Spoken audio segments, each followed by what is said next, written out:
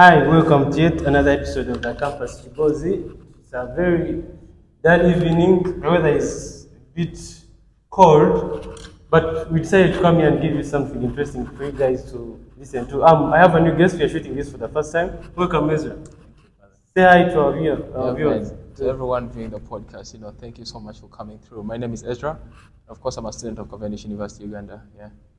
You're one of the smartest people I've interacted with. You're always in suits. I even look shabby seated next to you. I'm sort of embarrassing. What's the inspiration? Of course, as a gentleman, you have to look good, yeah? Sure. Okay, so today I wanted to talk about leadership politics because it's very important. In the Uganda we are in, they say our population is very young, so we need to be part of growing our country since we are young, energetic, and we have more to add to the country. First of all, we had good elections last semester. Yeah. Did you participate or were you behind any candidate? For those who don't know, we are students of Cavendish University, both in second year. So when I talk about good elections, even Makeri is from just voting good elections, by the way. We had a Miss Uganda participating in good elections, which is a rare thing. I hope even at Cavendish we get that in future. So you as a student who was here for good elections, do you feel like student participation in good elections has value to, first of all, the university, and maybe later in life when these students, the knowledge they get from participating in good elections and becoming good leaders, does that add value later in life to the country and maybe to themselves? Well, I'll start by saying that, this is an interesting topic. And when we speak about election, an election is basically a democratic process. Yeah. And therefore, every democratic state or institution must take, election seriously. And seeing Cavendish University have the electoral period whereby they come in to vote for their leaders is something so remarkable, and we can't take it for granted. Let's talk about how good elections are conducted, because even out there, people are always complaining about bribery, how these people, especially those that are already in government and they have state resources, are always using their resources to make it hard for young opponents or people that are just joining politics to participate.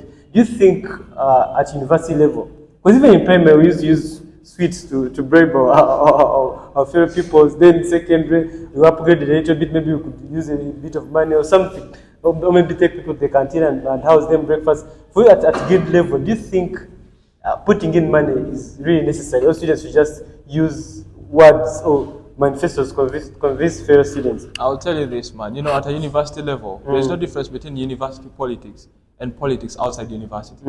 They are more or less the same, because you're dealing with mature people. These are intellectuals, right?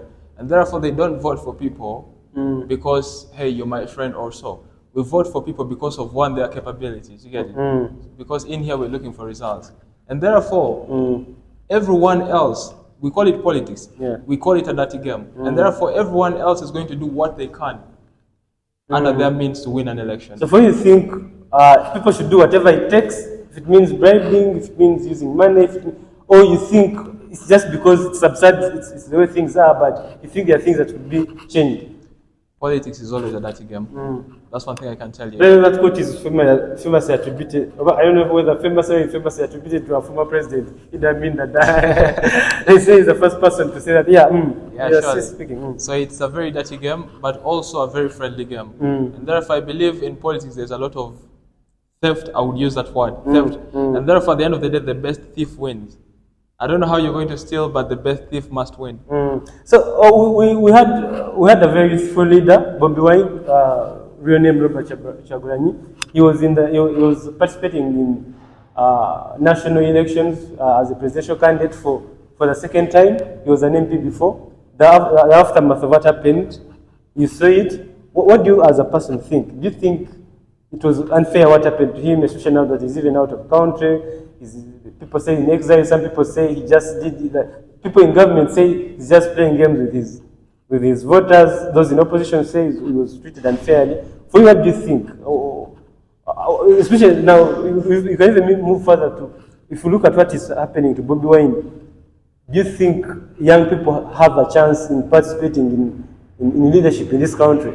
Especially seeing what our elders are doing to young people. One, I'll start by saying, yes, young people have a great opportunity to participate in politics in this country. But two, we all know what happens to the opposition in this country. You know, there is a way government has its arms stretched towards the opposition. And therefore, it is not a new phenomenon. When you speak about Bobby Wine, he's not the first person to face this kind of opposition from government. Dr. Kiza Besigye was there. Bobby Wine is there.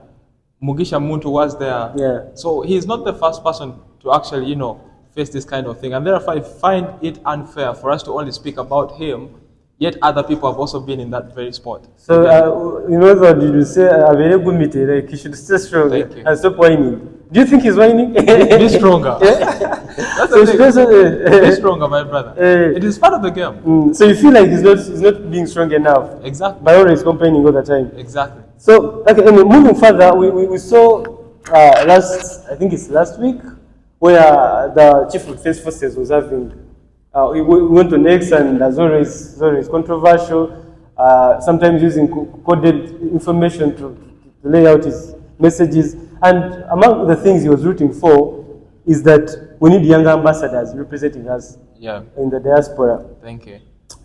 You as a person, do you think it should be a balance between old people and young people, or it's time now for young people to take over? And when you speak of young, what is young to you as a person? Is young being 45 and below? Is young being 50 and below? Is young being, and who is an elder to you? I will tell you this, at 50 I'm still young. Because I have greater abilities to actually lead my country or serve my country. But then one question is, when you speak about integrating young people into leadership spaces in a country, given the fact, I'll start from this angle, Uganda is a country that has more young people compared to the elderly. And therefore, it makes more sense that majority of the young people are into these spaces, like it or not, because they are the majority in the country. So, can government wake up early in the morning and integrate more young people than they are already into the system? To see that we have this kind of integration that is motivational to all the young people. Because if I see a young man or a young woman in a leadership position, I'm motivated to believing that, well, that will be me someday. And therefore, I think it is important. And therefore, Muhoozi has a greater point in trying to say that, well, we need more young ambassadors representing this country, which is so important. And remember, the future of this country lies within the young people. Because, like it or not, the elderly are going to die. Yeah, of course. They're going to die. And they need to have at least mentally some people to take over when that time comes. That's very true. Yeah, and one of the things we are struggling with, of course, in this country, which is a majority young population, is the issue of unemployment. We're here at campus. 1 year from now, we are going to be graduating with our degrees. We don't know what comes next because, I mean, we use borders when we are coming to school once in a while. You've been on a border and the judge guy driving you is telling you that he has a degree. And that sometimes takes you aback. You look at the parents' money that you're using, or for some of us who are paying for ourselves tuition, be like, maybe I should have been a better decision to invest this money into something else instead of wasting it on education. And which brings us back to leadership. Do you think the lack of more youth in the planning process is why we are having a lot of unemployment here as a person? Well, man, I'll start by asking you a simple question. In your entire village, is there a person who can construct one industry in Namambi? Worth 30 billions? Is there a person? Of course, the only people I can think of are people that have benefited from corruption. The answer is no. The answer is clear, is no. There is no one. You know what that means? In my village, there is no one that can construct an industry worth 50 billions at Namambi. You know what that means for a country like this? That's very sad. It means we cannot create jobs for our own people. You get it?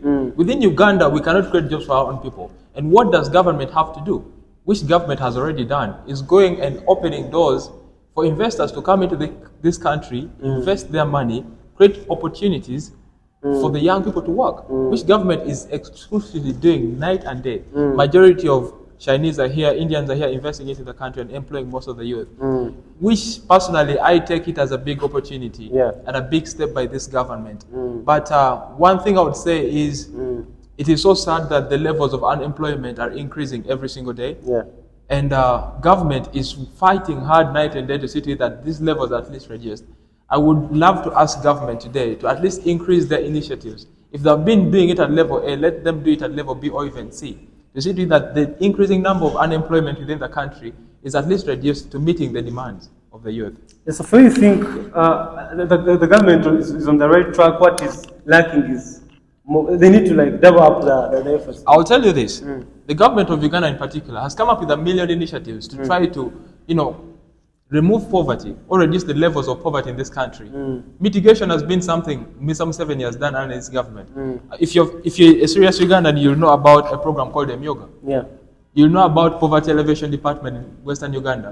You'll know about Operation Wealth Creation headed by Selim Saleh. Yeah. You'll know about the PDM that is currently taking place. Yeah. So these are all initiatives by government to try to reduce poverty. So when you speak about poverty and unemployment, believe me, you can't blame government for a thing because they're doing their level best. But one thing I would love to ask government to do is that let's increase the levels of these initiatives from level A to level C. Okay, speaking on PDM, the other day I was watching a clip. I didn't complete it, but there's a part I watched that I found interesting.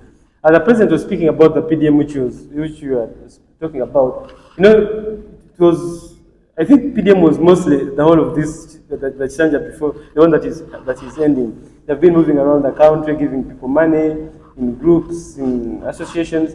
And yesterday the president was saying that people who are not able to pay back their loans, they should get arrested and use that energy to work for the government. Since in prisons, people are used to do farming. Yeah. Yes, sure. So are you pro that? Because one thing I'll tell you is, the money government is giving out, this 1 million, is money given to you to gear up investment, to make you a little stable.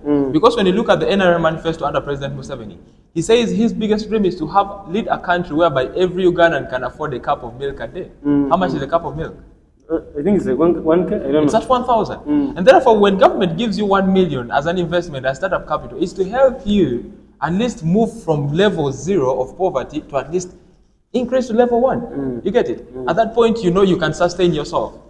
I'll tell you scenarios of my neighbors in my village where I come from in Tororo. A gentleman went and received 1 million with his wife and he disappeared for a whole week. He came back after that 1 week, he had not even a coin. I've been seeing a lot of clips of guys getting drunk and then starting to talk about how they use the money. Some say they married more women. There's a guy who married more women, others bought new clothes, others fulfilled some of the fantasies they have.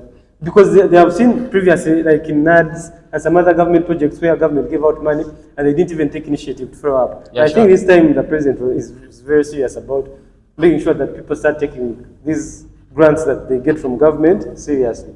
So as we conclude, I want you to speak for both sides. As young people, the youth, what do you think we should do to tap into these opportunities that are available and stop complaining about government doing enough? And what do you think the government should do more or should do better?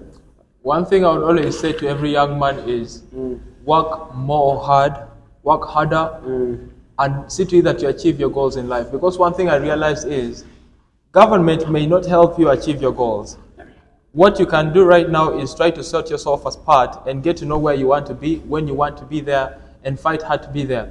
And in regards to government, what government can do, government should actually strengthen more of these initiatives to see to it that we achieve what we want to achieve with full strength.